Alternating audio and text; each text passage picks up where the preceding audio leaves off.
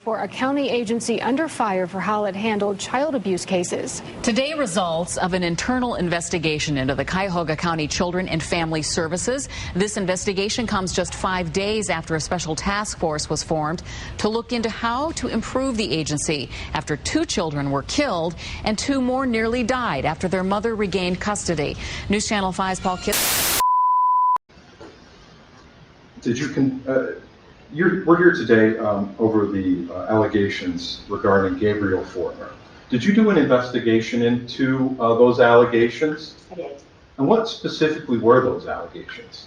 Excessive discipline delivered by mom, and children, older children also being physical with the child. He says that the older brother hits him too. So like this is, I mean, are they gonna stay with 2 teenagers? There's an adult right there. Are they gonna stay with him? Sister. Okay. And was there any evidence provided of excessive discipline by mom? There was no evidence. Okay. And was there any evidence of violence of the older children towards the younger? No evidence. Did you have a chance to interview the children and go to Miss Fortner's then house? I did. And was there anything that you saw that would lead you to believe that the children were violent and unruly? Not in any way.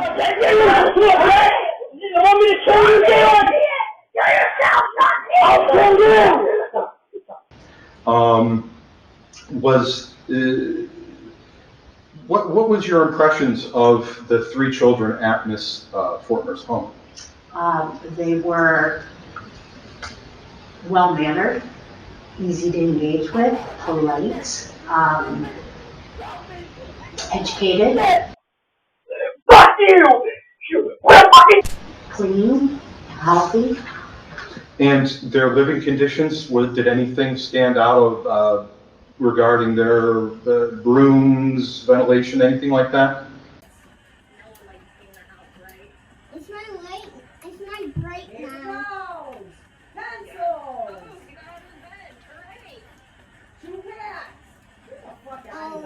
All you need, notebook, folder. No, it was appropriate. Okay. And when exactly did your investigation begin? You think that he was coached because there wasn't any current bruises?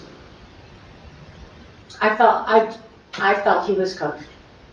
That I felt his interaction with me was, he was repeating things he had heard. Repeating things you've heard, rather than just telling you what happened? How do you differentiate those 2 things based on your training and your experience? Because that's my profession and that's what I do. Well, describe it to the court. What did you see in your profession? I'm looking for specifics of why you think he was coached rather than telling you the truth. So let's back up a little bit, because Mr. Fortner asked you a question based upon your experience and your training. The new director who started today. We also got a tour of a new training facility. Still, we have nothing on that independent review that was ordered following the death of 2-year-old Jahir Gibbons. There are some that need new training. New details today about the level of training for some caseworkers in DCFS. Many that never got any real training except they... How many cases per month do you think that you investigate or handle?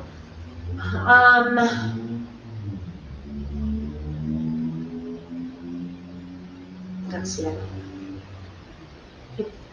15, 17, 15. Okay.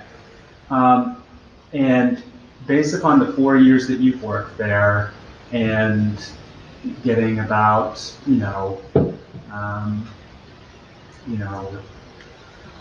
over 200 cases per year, are there things that you have witnessed in those cases similar to the investigation in the instant matter that led you to believe that there was coaching? Yes. Okay. So Mr. Fortner has asked specifically, what did you see about Gabriel from your training and your experience that led you to believe that Gabriel was being coached? Okay. Or that Mr. Fortner specifically was coaching Gabriel? So, when you're with your mom, do you feel safe? Why? Because my mom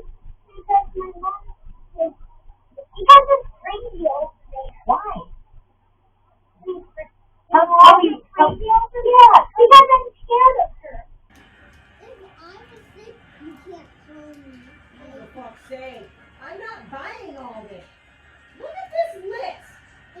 2 blank fighters, 1 moped, 1 cat there, 1 pack of colored pencils, 1 pack of crayons. Yeah? Because I was nervous. What are you nervous about, buddy? About my mom. About your mom? Yeah. Please. Get in that house now. Come with me. Hard time trusting people right That's now. fine. No, I need you. Listen, Alexis. Can we talk here? Can we No, talk here? no. Can we talk here? We're gonna just talk over at my car. Why? Why did you be in the car? Because I just need her to sit in my car. We're not trying to give you trouble. You're being recorded. That's fine. But listen, Euclid called us, so that's all the info that we have. We went to Euclid. That's all they listen. Okay. Because it gets crazy in there. It gets crazy? Yeah.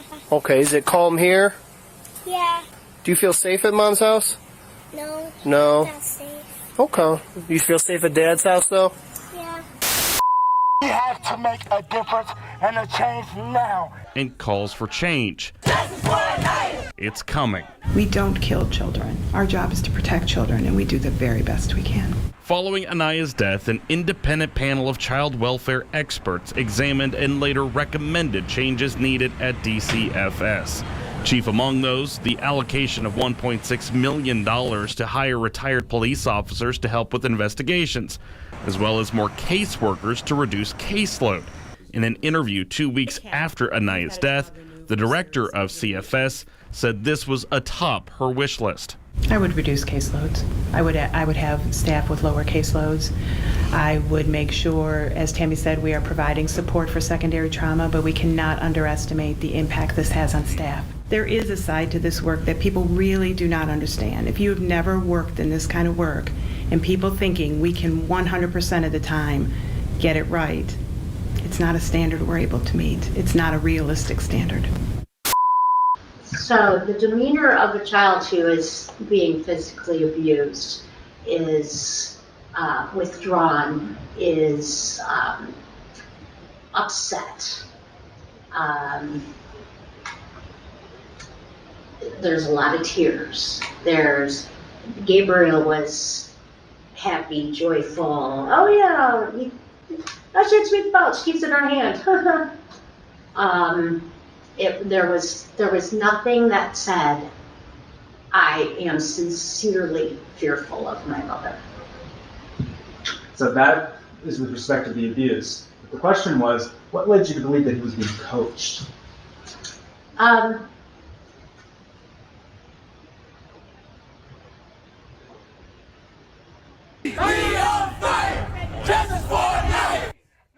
The reports of Anaya's abuse have been piling up for years. Every time Children and Family Services would look into it, then close the case. Anaya is not the only name the protesters wanted to call attention to as they marched down Euclid Avenue to the CFS offices.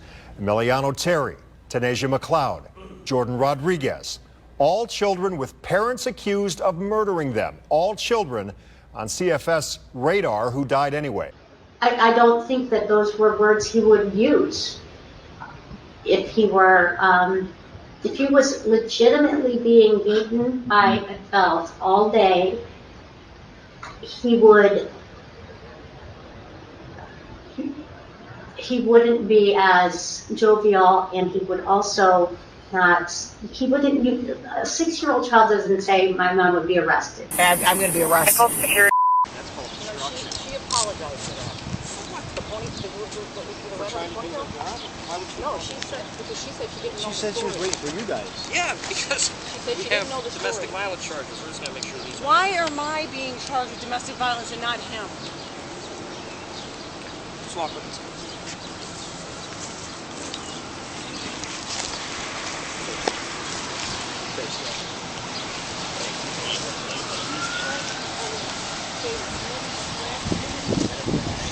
And say my mom would be arrested. He wouldn't know that. He wouldn't know these things.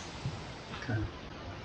Is it possible that he might have known those things because we had just gone through getting a restraining order on her and she was just coming to the house and he witnessed all that? I don't know if that's possible. I'm reading from the Guardian ad litem report. Okay, well, she can't testify as to what the Guardian wrote. Okay. You can ask her questions if she said this to the Guardian. Okay. She can't testify. Did you say to Ms. Brown that Gabriel told you that he gets hit 100 times a day with a belt by his mother, but it does not leave any marks and does not hurt. Did you testify, or did you state that to Ms. Brown? I can say that I believe that was the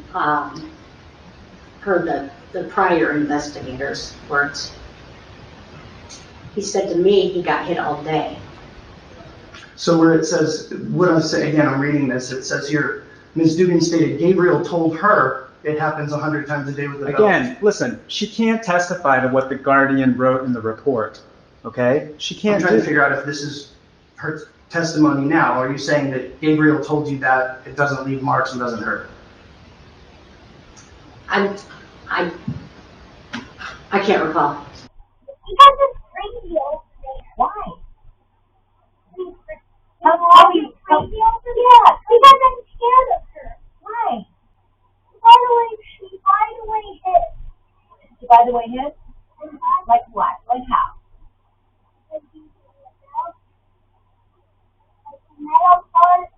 Where does she keep the belt? In her hand. In her hand? In her hand? Yeah. Even she sleeps with it all night. She sleeps with her belt? Yeah, all night. Why? Because I had her to punish her. I didn't even do anything. She's thinking of it on purpose. Why? Why? Because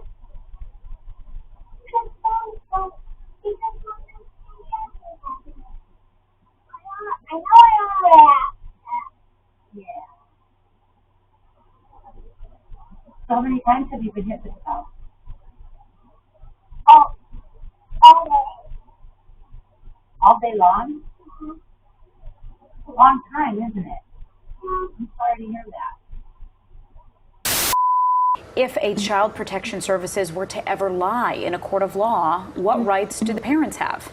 Well, it's sad to say this, but it's very common that the workers will make misrepresentations under oath, even in their written records as well as when they're testifying.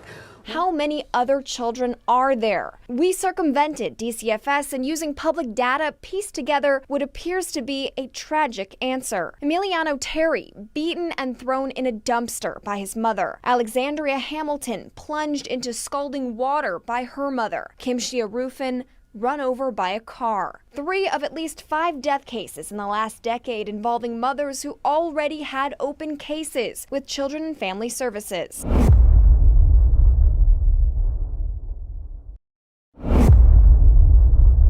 Like the whole city go against me. Every time I'm in the street, I hear. Shut up. This is what happened. Shut up right now. Shut up.